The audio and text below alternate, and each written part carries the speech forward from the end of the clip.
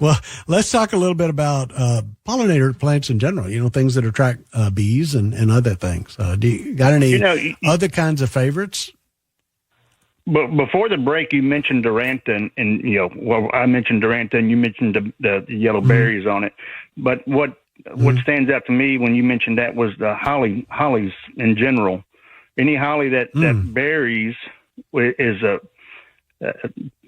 pollinators love the flowers on it, bees especially, and then the birds come back and eat the berries. So that is a really, really great plant for multiple different angles.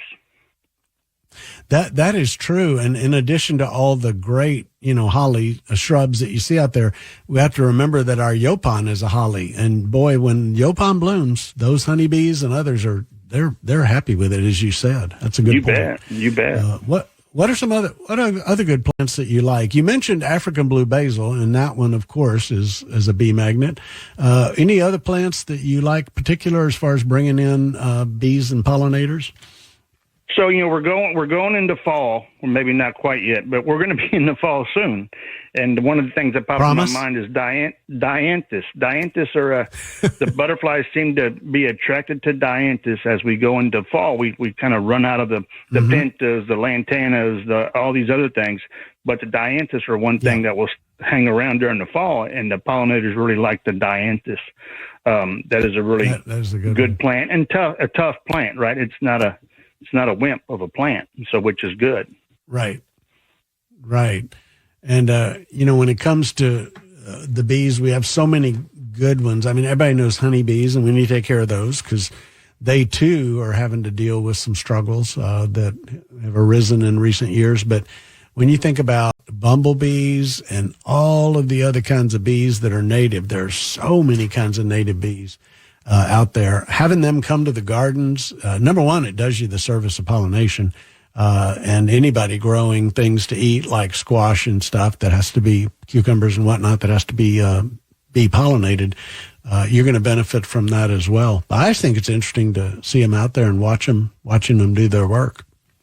Yeah, no, that's what I usually tell people. We're walking around and they're wanting to know which flower attracts what plant, and I'm just stay here for a second and watch, and you can tell which plant that the bumblebees or the honeybees or the butterflies are going to go to. It's easy to see them in action. But the bumblebees seem to really like the black and blue salvia, kind of a tubular shape. They'll crawl in there, and the only thing you can see is their hind end sticking out. They're just in it to win it. Yeah.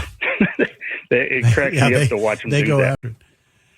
Yeah, I've watched them crawl into the Mexican petunia flowers too, and I mean, it's just like something wrestling inside a toe sack when they get in that bloom and start. It is amazing. It is amazing. It is cool, and I've done what you said, sitting at your place, just being still a while and looking at a table full of flowers and just noticing the things that come. I wasn't kidding a while ago when I said, that you could go to Kansas City and run across a butterfly that's on his way down there, because they're so many. They've learned. Your food for them is there every year, and they're going to show up. And that's something people need to realize about building their garden is if you build it, they will come. Like hummingbirds, for example. Maybe the first year they're not going to find a place, but one will, and then more, and then more. And the more you build that out, it'll be the must stop on their travels to stop in at your place.